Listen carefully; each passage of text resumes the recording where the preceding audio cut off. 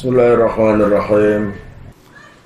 Bismillahirrahmanirrahim. Allah ya Rabbi ya Karim. Wa qad su'ila lan teman-teman den takoni sapa al-Wasiti yu Imam Wasiti. Ayatu wa ing yen to Allah ya Rabbi ya Karim ndonga su'ila iku dijaluki ngono ae. Seperti yang kemarin saya jelaskan, untuk orang-orang yang sufi tidak semuanya berdoa itu menurut mereka itu baik. Ya, bahkan yang baik, yang paling baik adalah orang-orang yang menjaga adab sama Allah secara total. Dengan cara apa? Tidak berdoa. Gitu ya. Kita nggak bisa meniru, karena toh kita ini memang betul-betul butuh. Gitu ya. Atau kepercayaan kita sama Allah itu nggak seperti beliau-beliau. Makanya suatu ketika Imam Al-Wasiti, Syekh Al-Wasiti ini dimintai doa. Ibaratnya kayak kiai dijaluki. Yai, pandunganin apa yai? Kula cek ndang saged tumbas ngriya. Dungane apa yai? Biar saya dapat pekerjaan. Doakan yai macam-macam. Apa yang dilakukan oleh Syekh Al-Wasiti ketika ditanya atau dimintai doa atau ditanya tentang doa? Sampai nopo berdoa? Jawabannya Faqala mangkon jawab sopo Al-Wasiti, akhsha Allah ya Rabbi ya Karim, khasya yakhsha, akhsha nakhsha. Mutakallim Allah ya Rabbi ya Karim wahid.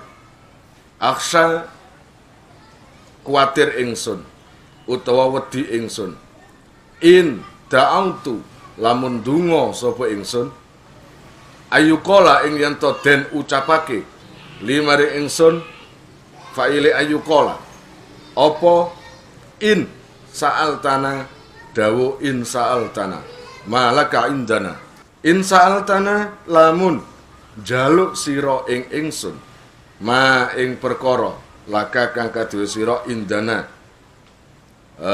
ing dalem ngarsa ingsun faqatit taham tanah moko teman-teman nyipta Allah sira ngono utawa curiga nyipta Allah sira ing ingsun.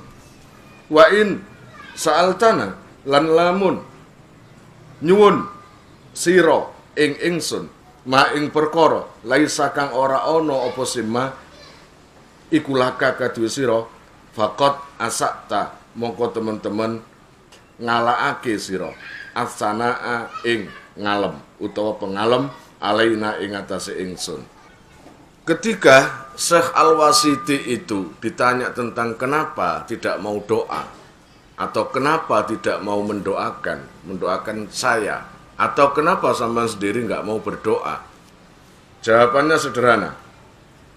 Saya ini kalau berdoa saya takut ditegur Allah begini, in sa'altana ma laka indana faqatit tahamtana.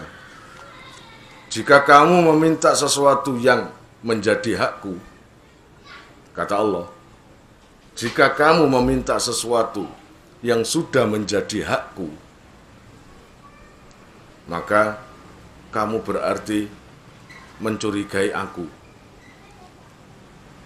Wong aku iki zat sing gak tau mbujuk, kejere Allah. Saya kalau sudah janji, ya sudah. Sekali janji pasti ditepati. Paham? Jika kamu memohon padaku, meminta padaku sesuatu yang sudah menjadi hakku untuk aku berikan padamu, terus kok kamu minta, ya toh? Atau sesuatu yang sudah aku janjikan padamu, kok kontage terus, itu berarti kamu itu apa? Berprasangka buruk padaku. Buat para pemirsa, monggo di subscribe channel ini, di like dan share di media-media sosial milik kalian, biar saya semangat upload video-video baru. Kemarin tak contohkan ya, antara Roiza dan Arista. Roiza janji mau memberi seragam kepada Arista. Tarisa, ini kan wayahe biru. Kok nggak putih? Wah, saya nggak punya. Ya, saya punya. Tapi besok nggak bisa. Lusa aja Senin. Senin nanti tak kirim ke kamu, atau kamu datang ke sini. Atau saya yang datang ke tempat kamu ngantar baju biru itu. Sementara Arista percaya, namanya siapa itu? Roiza itu teman dekat, sudah tahu lah bahwa akan dapat baju biru dari Roiza. Kira-kira paham? Nah, sekarang ini hari Sabtu, sedangkan janjinya hari Senin. Kurang berapa hari? 3 hari. Di hari Sabtu sing dijanjeni sapa Mang? Arista. Di hari Sabtu janjinya tadi Sabtu pagi. Sabtu siang Arista sudah SMS. Mbak Roiza, jangan lupa bajunya ya. Jelas Roiza namanya teman, dia jawab, oh iya dek. Sore menjelang maghrib SMS lagi, Mbak Roiza, sudah makan belum? Jangan lupa ya seragamnya. Jawabannya rada sengol. Roiza, iya iya. Iya itu loro. Iya ya. Habis maghrib. Mau tidur jam 9, jam setengah 10 SMS lagi. Selamat malam Mbak Roiza, mau tidur. Jangan lupa seragamnya ya. Kira-kira hatimu ya apa? Hatine Roiza iki apa? Jengkel enggak? Ditambahi besok lagi SMS, sekait kedip-kedip ono keteke. Durung sarapan, SMS met pagi. Iya, met pagi. Sarapan apa nih? Gayanya bahasanya dia enak-enak no. Sarapan apa nih? Apapun bahasanya, tetap diakhiri dengan kalimat jangan lupa seragamnya. Padahal saya kurang 3 hari, 2 hari, 5 waktu, 5 waktu terus kayak gitu. Sana 5 waktu terus. Kesinggung nggak Roiza itu? Yang janji memang lo kesinggung. Gitu. Allah terus janji sama kamu. Sudah janji kalau kamu beramal baik, ingat sama aku. Enak kan janjine nang hadis qudsi. Sapa wong sing ngilingi aku, maka aku ngilingi wong iku di masa apapun. Seakan-akan kamu doa itu seakan-akan Allah melupakan kamu. Seakan-akan gitu kan? Seakan-akan Allah nggak memperhatikan kamu. Padahal sudah janji Allah, kamu tadi ibadah, kamu tadi ngaji, kamu selalu zikir, mengingat Allah, otomatis Allah pasti mengingat. Emang kalau Allah ingat kamu nggak kena sakit? Kamu manusia biasa atau Fir'aun? Ya kalau dalam sejarah memang Fir'aun nggak pernah sakit. Dari kecil Fir'aun, dari bayi, nggak pernah sakit. Nggak pernah. Ngeluh dah? Nggak. Pegel linu-linu dah? Nggak. Nggak kayak kon. Isu sampai jam 8, saya dewisan sambate. Berbeda-beda kan? Cerita memang berbeda tapi kan rukun. Ya loro ya rukun. Ya apa ya? Engkau isu mari subuh, alasan ngantuk. Engkau rada suci ndas ngeluh. Artinya apa? Ya gara-gara ngantuk. Wes, kira-kira paham kamu? Imam Wasiti tadi nggak berdoa karena takut. Kenapa kamu masih menegur aku? Seakan-akan aku ini lupa dengan janjiku. Itu kata Allah. Saya ini kan sudah janji sama kamu. Jika ingat aku, maka aku ingat kamu. Jika berbuat ini, maka pahalanya ini. Jika berbuat ini, maka nanti ke belakangnya tak kasih ini. Tapi kenapa kamu terus minta terus? Seakan-akan aku ini apa? Teledor. Seakan-akan aku ini nggak akan ngasih. Emang lo sanksi sama gue? Ya, kan? Emang kamu itu sanksi terhadap ketepatan waktuku untuk memberi, ketepatan aku pada janjiku. Terus kan ngomong, enggak ya Allah, lah kok kan negur aku terus? Sama pakaian tadi loh. Arista, kamu sudah nggak percaya sama aku tak? Oh enggak percaya. Lah kok kamu SMS terus tentang seragam? Kan sudah tak bilang Senin nganti tak anter, atau saya yang nyuruh anak ke sana. Ini loh masih Sabtu. Kamu kok selalu negur saya terus? Artinya kamu menganggap saya ini akan bohong. Artinya kamu ini menganggap nggak bisa dipercaya. Yes. Tahu kan?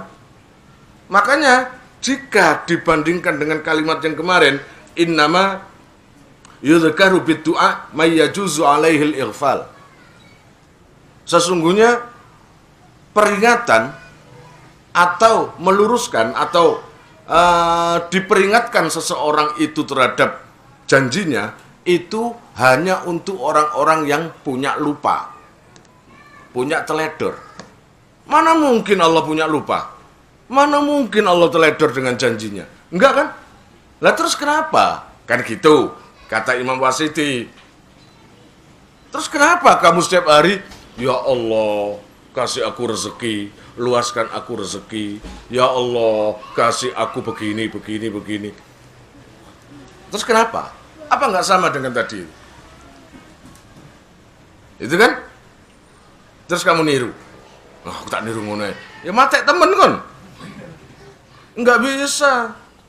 Imam Al-Wasiti itu kelompok-kelompok yang memang tata krama sama Allah itu total. Artinya begini. Ya Allah pasti tanggung jawab lah menghidupkan aku sampai hari ini. Jika besok itu mati, berarti Allah sudah nggak bagi rezeki lagi buat saya untuk hari ini. Kalau saya besok hidup, berarti Allah pasti memberi jatah rezekiku untuk hari besok. Bekerja atau tidak? Ojo aja nganggep, iya tapi kudu kerja. Itu merendahkan Allah kamu. Paham? Itu merendahkan Allah itu. Seakan-akan Allah nggak mampu kasih rezeki kalau kamu nggak bekerja. Paham? Kisah Nabi Sulaiman dulu melihat kodok sambil membawa makanan di mulut, kemudian dimasukkan oleh kodok sampai ke dasar sungai, yang mana sungai itu banyak batu-batunya, di celah-celah batu manusia dan apapun nggak ada yang bisa masuk di celah-celah batu itu kecuali kodok itu dengan membawa makanan di mulutnya. Dan makanan itu diberikan pada, saya nggak tahu cacing atau apa itu, hewan yang memang lemah, buta, dalam kondisi buta. Gitu loh. Allah masih mengirim rezeki tanpa dengan kerja hewan yang cacing itu. Itu contoh bukti kan? Oh itu kan hewan loh. Emang hewan itu akan bergerak tanpa kemauan Allah? Emang ada sesuatu yang bergerak tanpa ada kemauan Allah? Ada nggak? Ya nggak ada lah. Segala sesuatu itu atas izinnya. Segala sesuatu karena sana. Segala sesuatu itu atas iradatnya Allah. Sana lho gada. Atas iradatnya Allah. Kalau Allah tadi beriradat pada seekor cacing yang dikirimi makanan oleh kodok, apa nggak bisa beriradat sama kamu? Gak lapo-lapo ujuk-ujuk atas dasar pasrahmu sama Allah, atas dasar adabmu, tata kramamu yang luar biasa. Saya tanya sama kalian, jika Allah terkagum-kagum dengan kepercayaan kamu terhadap Allah, apa mungkin Allah membiarkan kamu lapar? Apa mungkin membiarkan kamu itu hina? Mungkin enggak? Ya enggak lah. kamu akan dicukupi dimanapun juga kamu itu. Karena kamu percaya sama Allah. Main logika lah. Ya logikamu gak nyaut lah. Memang logika kita ini gak nyandak nang urusan Allah kaya ngono iku. Nyandake iku mbadok ngenteni kerja. Iku nyandake. Paham? Iku nyandake. Itu kelas abal-abal itu. Otak kelas pikiran ecek-ecek utawa abal-abal. Kan gitu toh? Kan gitu. Ya bukan berarti kamu itu gak tak boleh bekerja, itu enggak. Bekerja saja, tapi barengi ambek apa? Keyakinanmu terhadap Allah. Lah kamu bekerja tapi nggak punya keyakinan sama Allah. Kamu bekerja, kamu menganggap bekerja ini kehidupan kamu. Kerjamu ini kehidupan kamu. Tanpa ini kamu nggak bisa hidup. Itu loh yang membuat kamu terus kekurangan terus. Paham? Bos? Ngono lho, sing santai ya wong iku. Wancet alasane. Alasane puas nyambut gawe. Wancet gak wedok gak lanang. Iya toh? Iya, sing tenang santai ngene lho, santai. Wis. Allah ya Rabb ya Karim. Nah, itu tadi alasan Imam Al-Wasiti. Ya. Jadi kalau kamu meminta sesuatu yang kamu anggap itu hakku, kata Allah, itu hakku terhadap dirimu. Hak Allah Ta'ala apa? Mencukupi terhadap makhluknya. Hak Allah Ta'ala apa nama makhluknya? Ngekei apa sing wis dijanjekno. Nah, terus kon ndonga padha ambek kon oyak-oyak nang wong sing wis janji. Ya tau enggak? Kecuali yang janji kamu itu yang sudah biasa bohong, pantes iku. Gitu kan? Beda loh. Pernah nggak Allah Ta'ala bohong sama kamu? Oh, itu beda jawabannya itu. Jawaban orang yang imannya itu sangat luar biasa, pasti jawabannya mantap. Nggak pernah. Tapi jika jawaban orang yang memang mendewakan uang, mendewakan pekerjaan, pernah nggak Allah bohong sama kamu? Mikir. Dia anggap bekerja, kemudian nggak kaya, itu adalah kebohongan Allah. Sama sekali nggak. Karena Allah itu lebih tahu daripada kamu kaya dan miskin. Itu lebih tahu. Allah akan tahu bahwa kamu miskin itu akan begini-begini. Allah yang lebih tahu jika kamu kaya akan begini-begini. Allah yang lebih tahu.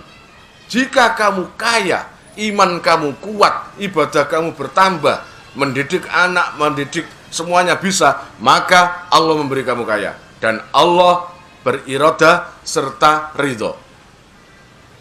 Tapi jika Allah memberi kamu kaya yang membuat kamu kufur, ya, jauh terhadap Allah, malas ibadah, maka mending miskin daripada kamu kaya tapi menjadi kufur.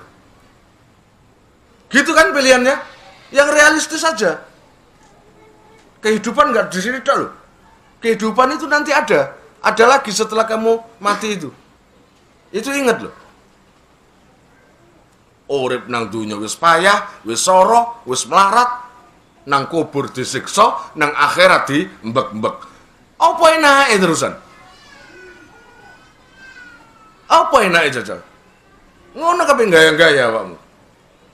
Mending hidup di dunia payah, soro, tapi matine husnul khotimah, nang kuburan nikmat, nang akhirat nikmat. Lah iku lho, di mana-mana kenikmatan dan keindahan itu pasti jatuhnya di akhir-akhir. Masa ono lakon menang di CI ku, buyar lan filmnya. Iya apa enggak? Oh, ono film Rembo. Kayak teko musuh diwantemi mati kabeh. Terus siapa jadi Rembo? Terus siapa lagi? Jadi sutradara ya buyar. Iya apa enggak? Telonta film-film itu mulai Mahabharata. Kenikmatan itu pasti akhir-akhir. Antara Kurawa dan Pandhawa. Akhir-akhir. Paham? Gitu. Kamu itu masih belum titik akhir sekarang ini. Kamu itu bisa dibilang awal atau pertengahan. Apa Mukhlis? Iki awal atau pertengahan? Akhir berarti kon dilungkas ya.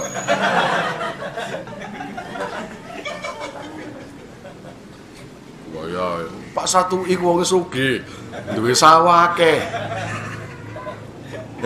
Ngono jenenge ya. Terus lah nek duwe sawah akeh, engko aku lak digawe didadekno aku ngerawat sawah ngono ta? Hah? Dadi tani kan. Iku mending nek dadi tani sik lodong. Lah nek saumpamane bajak sawah kon dikira kebone ya apa kon? Gak dipikir. Ada gaya kesenggung kaya putih-putih ya. Ngono lho. Hah? Mulane iki lho Pak Satu iki nah niku lho mukhlis. Ah niki. Nah, niki. Nah, niki lho. Nah, ini mukhlis ya. Ya. Sampeyan ningali dhewe nggih driji kula mek kulit mukhlis lho. Nemen putihan driji kula sian. Nah. Anak-anake mukhlis sing papat nang ndi, Bang? Sing papat nang ngarep ya? Heeh. Terus sing telu? Nang jero. Oh. Kan 11 kabeh. Bojo siji anak 11 lho, masyaallah. Ahli swarga iku bojone iku ya. Ya apa kesebelasan ya? Iya, kesebelasan. Ayo wis lanjut. Pun Allah ya Rabbi ya Karim wa in radita lan lamun ridho sira ajraina mongko nglakokake ingsun laka maring sira minal umuri ma ing perkara qadaina kang mutusi ingsun laka maring sira fituhuri ing dalam pira-pira mangsa. Makanya jalan yang terbaik itu apa? Udah biarkan. Ini kata Syekh Al-Wasiti CS atau berikut jajaran-jajarannya setingkat-setingkatnya, biarkan Allah bekerja apa yang beliau suka, apa yang dia suka. Saya tetap berbakti pada Allah. Saya tetap menyembah Allah. Saya tetap mengikuti perintah Allah. Apapun itu. Allah berbuat apapun pada saya terima. Walaupun siksa. Gitu loh, sing gagah. Siksa gak apa-apa. Jika saya sudah beribadah, jika saya sudah puasa, jika saya sudah melek dalu, yo ndolek ilmu, yo ibadah jamaah, nggak pernah tinggal sama sekali. Kok Allah mentakdirkan saya neraka, saya terima. Paham? Saya terima. Ingat, nerakanya orang kayak gitu itu, Allah nggak ridho. Paham? Kehendak, Allah berkehendak tapi nggak ridho. Karena atas dasar taatnya itu tadi. Paham? Kemudian, mana bisa baik cambuk atau api menyakiti orang yang di dalam hatinya terbersit rasa taat kepada Allah. Kalaupun sakit, itu nggak seberapa seperti orang-orang kafir. Dah gitu aja. Ya Allah, laksanakan apa yang engkau inginkan padaku. Saya ridho. Makanya di sini in radita ajraina laka minal umur ma qadaina ila akhir. Gitu ya. Jika kamu ridho terhadap apapun yang sudah aku putuskan padamu, baik miskin, baik kaya, baik surga, baik neraka, gitu ya. Semuanya keputusan Allah kamu terima. Gitu ya. Allah ya Rabbi ya Karim, maka itu adalah tata krama yang paling tinggi. Gitu ya. Bagiku cukuplah engkau. Ya. Terus udahlah. Allah sudah cukup semuanya. Enggak ada yang bisa melebihi. Gitu kan? Makanya jangan khawatir kamu hidup. Pasrah saja. Pasrah bukan berarti kamu nggak usah. Pasrah saja. Apa yang dikehendaki Allah padamu, dah pasrah saja. Cari yang baik. Bolehkah kita ini nggak ridho terhadap keputusan Allah? Boleh. Di dalam Batul Amali, ketika kamu ditakdir menjadi maling, ketika kamu ditakdir menjadi rampok, ketika kamu ditakdir menjadi pezina, kamu berpikir, ya Allah, enggak mestinya enggak begini. Ya Allah, tolong luruskan aku. Itu bagus. Paham? Kamu tahu bahwa ini memang keputusan Allah, tapi kamu keberatan. karena kamu hanya ingin berjalan yang lurus. Ana iki sing gak rido didadekno sugih.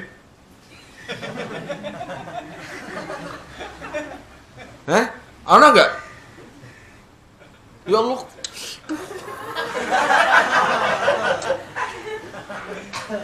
Lapo sugih Allah. Ana? Gak ono. Iya apa gak ono? Gak ono. Ngono lho. Sing gak rido iku kalau wong kaya itu enggak dosa kok. Kan gitu toh? Kaya itu enggak dosa. Jawaz manjadda wajada. Siapa yang bersungguh-sungguh akan menemukan. Gitu ya? Gitu. Lah wong bendina maling kok kepindha dadi kiai apa ndi? Sapa ro aku dadi malinge kiai? Utawa kiai ini maling. Padha ae maling. Gak bisa kan? Nggak bisa seperti itu. Maka kamu boleh bukan berontak, hati kamu itu bersikeras menolak perbuatan maksiat itu. Minta sama Allah, minta belas asih Allah agar diluruskan. Karena cuma Allah yang bisa merubah. Yang kami kira repot. Ya, yang enak ya. Ya boleh. Engko zina enak. Mendem enak. Engko akhirnya Allah sing disalahno. Jadi malaikat batukmu. Dikane ngono sih ibaratnya. Sing mendem ya dasmu, ibaratnya kan ya. Sing mendem ya dasmu. Sing ngeloni arek wedok ya manukmu. Kan ngono sih, sing berbuat maksiat ya dapuranmu. Ngomong gak enak ya congormu, kan ngono. Kok saiki nyalano Gusti Allah?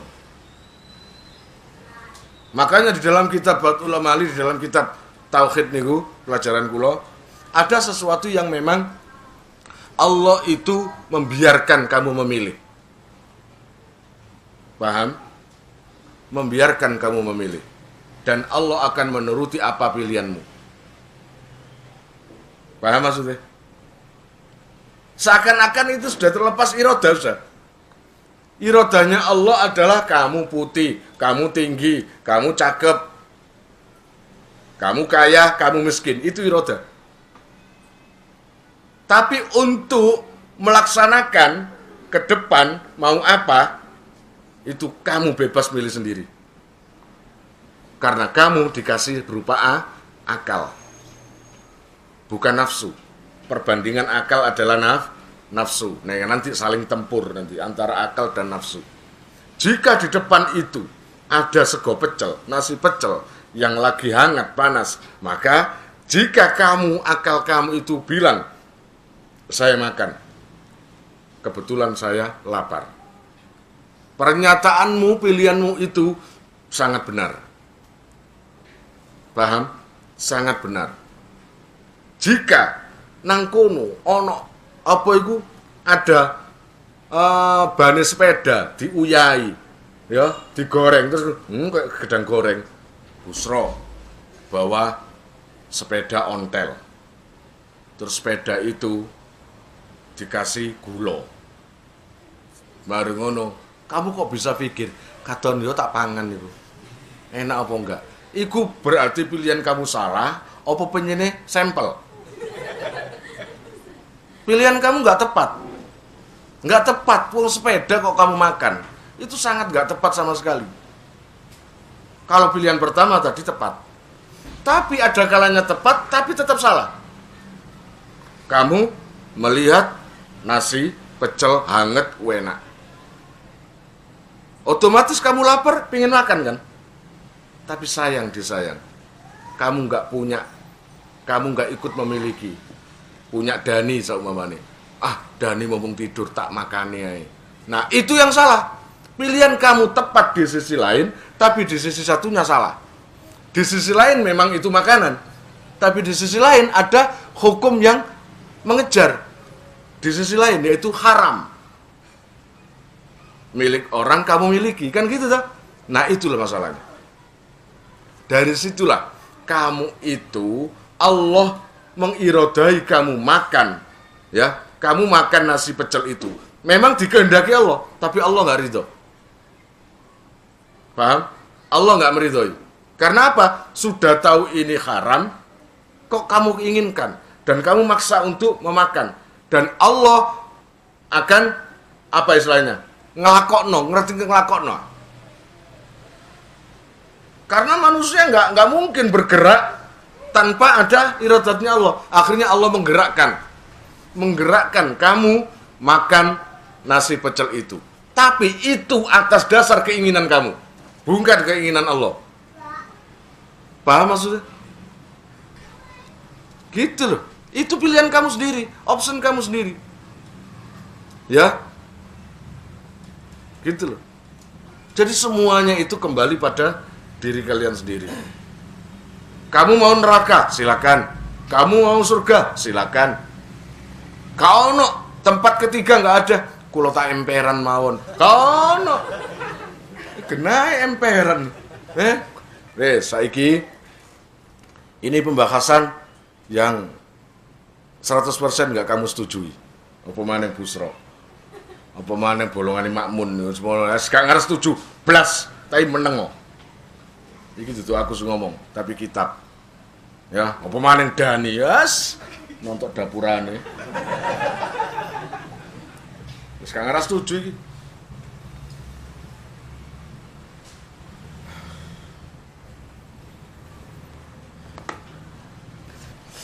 Wurudul faqati utawi tumekone pira-pira melarat. Ya, melarat.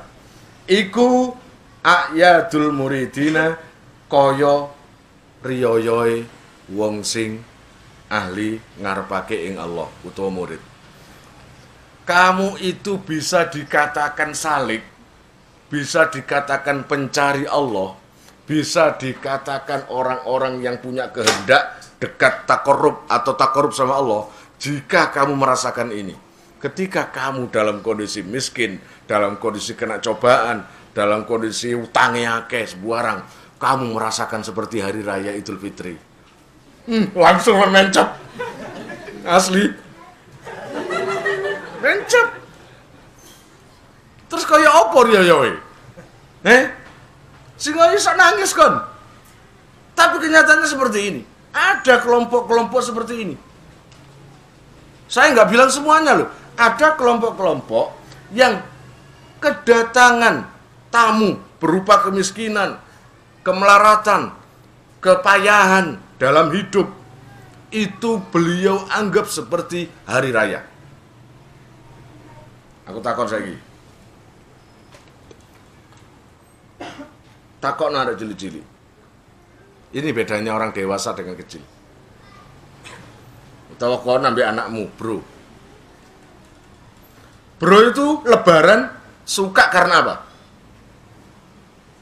Punya pakaian baru dan nanti iso mendaya-mendaya oleh jajan. Gitu kan? Kalau orang dewasa beda. Apa kelas kamu yang segede ini masih memikirkan lebaran berbahagia gara-gara punya baju baru? Jarang sudah. Terus tuwek wisan. Beda enggak? Dan bahkan kamu alah riyo sarung kiai, kelambi kiai barean, mari riyo sepi. Tapi tidak buat anak kecil.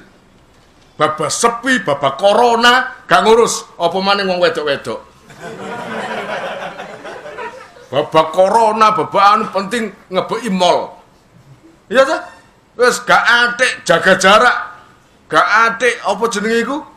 Social distancing gak ono wis sing penting nang kasir. Apa? Ya siku, kanggo wong wedok terus kanggo arek cilik penting anyar klambine. Tapi kanggo bapak-bapak itu beda.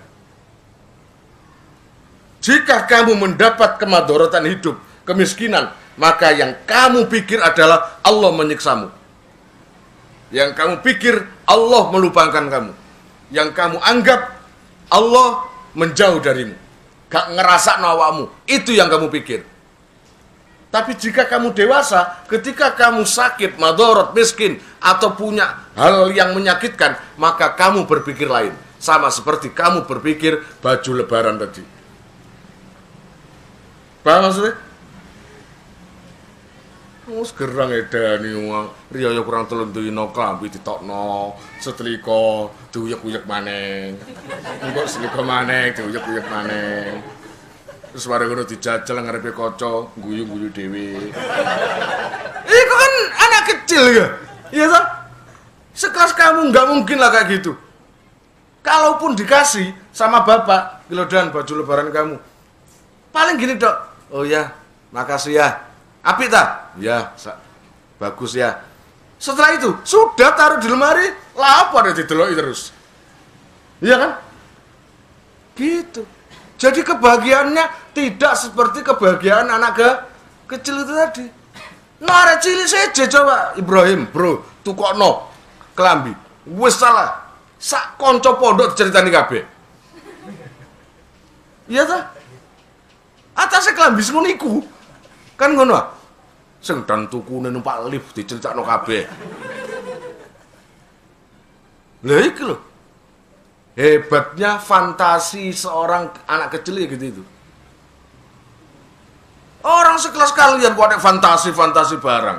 Gak perlu.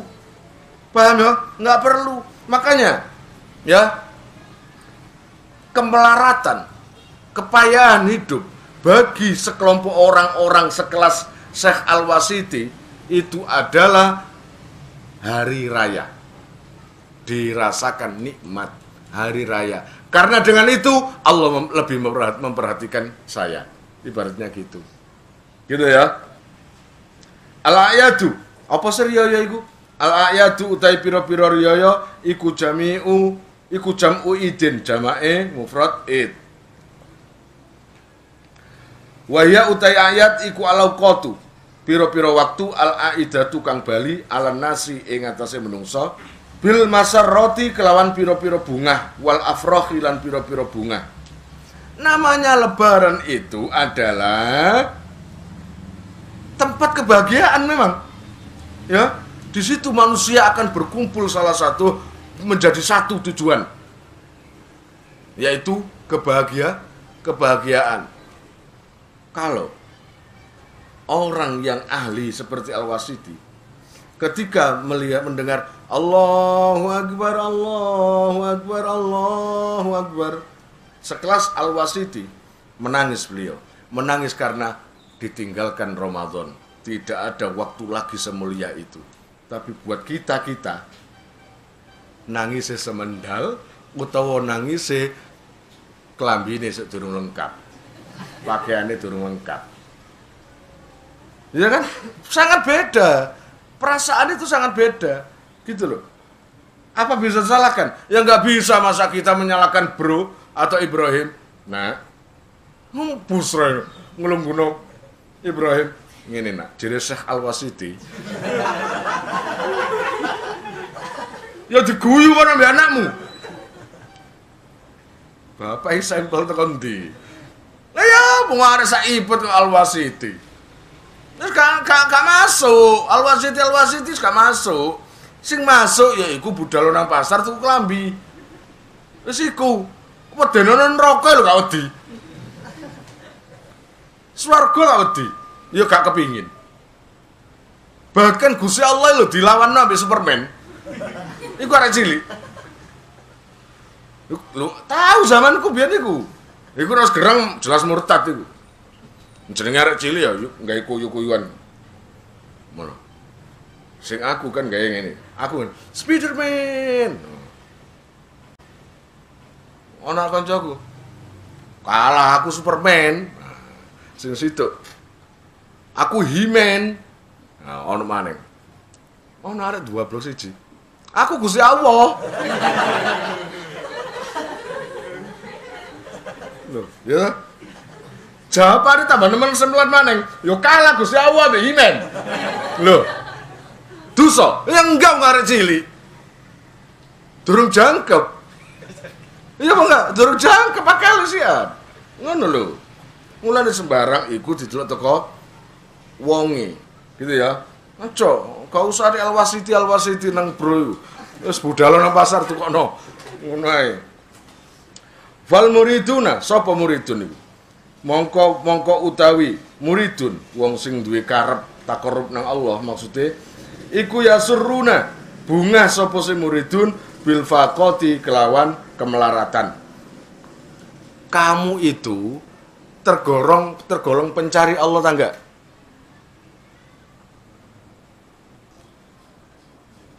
Kamu ini termasuk pencari Allah tangga? Bohong. Iya. Kenapa bohong? Karena ketika kamu dapat kemelaratan, kemiskinan atau apa, kamu sedih. Iya tak? Kamu merasa sedih, merasa terhimpit kehidupan kamu. Padahal di sini fal muriduna yasurruna bil faqah. Ketika dapat kemiskinan, dapat kemelaratan, kepayahan, maka beliau itu akan tersenyum bahagia. Karena Allah menunjukkan sifat belas kasihnya pada dirinya lewat bentuk seperti ini, kemiskinan ini. Kalau kita kan nggak mau tahu kayak gitu. Oh, masa sakit utang pulau kada ya? Iya bang enggak? Ngono. Iku selodong. Ana sepuro remeh. Ya Allah, tidak engkau kasihan sepeda kulo pancet warna biru. Kepingin kulo cat kuning. Wah, atas perkara ngono nek nungu ya Allah. Perkara remeh iki bang enggak? Ngono perkara remeh. Maka kamu tadi bohong sama saya. Kamu mengaku muridun, pencari Allah, tapi ternyata bohong.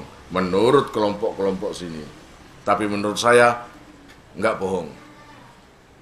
Dengan adanya kamu duduk di sini, itu adalah salah satu tanda kamu memang benar-benar mencari Allah. Cuma kamu belum sekelas Syekh Al-Wasiti, sekelas kiai-kiai atau ulama-ulama yang tadi itu. Paham? Itu. Liannaha karena saat temeni faqah. Kenapa kemelaratan dan kemiskinan kepayahan itu? Iku tusri'un nyepetake apa sih faqah biwusulihim kelawan tumekane utawa wusule muridin limaksudihim maring maksude muridin lima krana perkara fiha kang ing dalam faqah minadzulli bayane saking ino wa qasri nafsi lan cupete awak nafsu kama kaya perkara tasurru kang bunga sapa alawamu pira-pira wong awam bil ayati kelawan pira-pira riyaya lima krana perkara fiha kang ing dalam ayat bayane min naili sahwatihim saking merkoleh perkara kang den kepingini muridin utawa awam mimalabisin saking pira-pira pakaian anyar wa ghairiha lan malabis nek wong awam ya seneng ae riyo wong nyari klambi kok arek cilik ya seneng ae tapi buat muridun pencari Allah dia akan merasa bahagia ketika dapat kemiskinan, ketika dapat kepayahan, karena lewat itu maka dia akan terlihat menjadi orang hina. Dia dianggap hina orang lain karena dia miskin. Dia dianggap tidak diakui oleh masyarakat karena tidak ada efeknya apa-apa. Namanya miskin kan? Nggak ada efek. Tapi dari situlah kata Abi Yazid Al-Bastami ketika saat Ramadan, ketika waktu itu beliau berpindah di salah satu daerah, semua masyarakat berbondong-bondong ingin sowan, ingin minta doa, ingin minta berkah. Dari situ titik kebosanan atau titik kefahaman daripada Abi Yazid Al-Bastami. Jika aku seperti ini terus, maka terputus hatiku dengan Allah. Aku akan tergoda dengan sanjungan masyarakat. Aku akan terlena dengan sanjungan masyarakat. Semua mencium tanganku. Semua menuruti omonganku. Hingga aku lupa terhadap kelemahanku di hadapan Allah.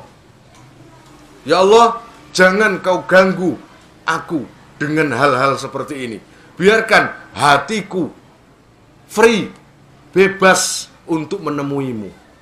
Biarkan hatiku ini tidak ada hambatan terhadap dirimu ya Allah. Maka Allah memberi ilham kepada Abi Yazid Al-Bastami ketika waktu Ramadan, saat orang-orang puasa, beliau membawa roti, beliau oleskan di bibirnya. Kemudian di sini ada bekas roti sedikit, padahal nggak makan, cuma dioleskan. Lalu beliau keluar rumah dengan membawa roti dan bergaya seakan-akan habis makan. Orang kan jelas ngerti, ngertinya habis makan kan. Terus apa kata orang-orang masyarakat yang tadi hormat, tadi cium tangan? Langsung bilang macam-macam. Iya bang enggak? Rugi aku menghormati dia. Ternyata dia itu ahli maksiat. Ternyata dia. Akhirnya seluruh masyarakat menjauh terhadap Abi Yazid Al-Bastami. Bagi orang biasa itu menyakitkan. Sangat menyakitkan, semua orang menjauh. Sakit gak? Tapi tidak, bukan Abi Yazid Al-Bastami. Beliau langsung di kamar menangis bahagia, sujud. Terima kasih ya Allah, Engkau telah menjawab keinginanku. Engkau telah memberi keinginanku. Kalau sudah seperti ini, sekarang hatiku bebas, gak ada halangan, ingin menghadap denganmu. Atau lagi cerita Ibrahim bin Adham. Ibrahim bin Adham yang dulu ketika waktu jadi raja, ya, kerajaan dikasihkan sama saudaranya. Dia tinggal untuk mencari Allah sampai puluhan tahun, sehingga anaknya yang waktu tinggal masih kecil sekarang sudah besar menjadi dewasa. Puluhan tahun. Ketika dapat 20 tahun lebih, baru ada kabar anaknya mengetahui tempat ayahnya. Dicari, dan kabar itu meluas. Akhirnya Ibrahim bin Adham pun mendengar bahwa anaknya sehat dan mencari beliau. Langsung mata menitiskan air mata. Kangen, begitu kangennya, begitu rindunya dengan anak laki-laki yang dia tinggalkan itu. Akhirnya takdir mempertemukan di sebuah masjid di daerah Baghdad. Ketika ditemukan, saling bertemu, saling berpelukan, saling menangis. Tapi karena Allah mencintai Ibrahim bin Adham, ketika memeluk anaknya dan menangis, Allah mengirimkan suara seperti ini. Ya Ibrahim, apa hanya untuk ini hidupmu? Cintamu samaku berarti palsu. Cintamu terhadap aku palsu. Kau lebih mencintai anakmu daripada aku. Dalam kondisi memeluk itu, nangis, Ibrahim bin Adham berdoa, ya Allah, jika anak ini menghalangi hatiku padamu, maka ambil sekarang. Langsung meninggal. Anaknya diperlukan ayahnya itu. Ketika meninggal, menyakitkan enggak dalam hati itu? Menyakitkan hati enggak? Tidak untuk Ibrahim bin Adham. Beliau langsung tersenyum. Beliau langsung berterima kasih sama Allah. Ya Allah, terima kasih kau kabulkan keinginanku. Kini hatiku bebas. Tidak ada penghalang, tidak ada sesuatu yang menghalangi untuk mencintaimu. Paham? Atau yang kemarin, Nabiullah Ibrahim alaihissalam, jangankan kambing, jangankan onta, anak pun jika dikehendaki Allah, aku korbankan. Langsung, Ibrahim, ayo tepati janjimu. Menyakitkan gak itu?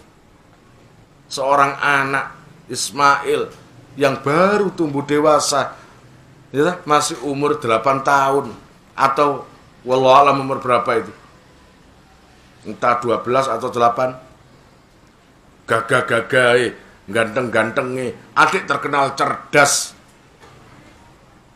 Nabi Ismail kecil itu. Kok ujuk-ujuk disuruh belai loh ya, begitu. Ayo kan bos, ngipi, bro, belen, ngono ya kan. Wah, ini paling toko setan nih. Di mana nih Dewi? Loh, Nabi Ibrahim juga gitu kok. Nabi Ibrahim juga gitu. Paling itu udah nih setan. Ngono. Akhirnya tidur lagi. Mulai nih, karena kan belum menemukan, akhirnya masih ragu dari Allah atau dari setan, maka mimpi pertama menjadi tarwiyah. Paham gak? Mimpi kedua, Ibrahim, janjimu cepat dilakoni, baru itu yakin dari Allah, maka menjadi Yaum Arafah. Arafah itu artinya ngerti. Lah, berangkat keluar rumah mengajak anaknya dengan membawa pedang, pisau untuk menyembelih, itu namanya hari penyembelihan, Yaumun Nahar. Paham? Itu loh. Ngono loh, jere Busro. HP ini rek, HP ini. Dah. Besok rubama wajatta gitu dah.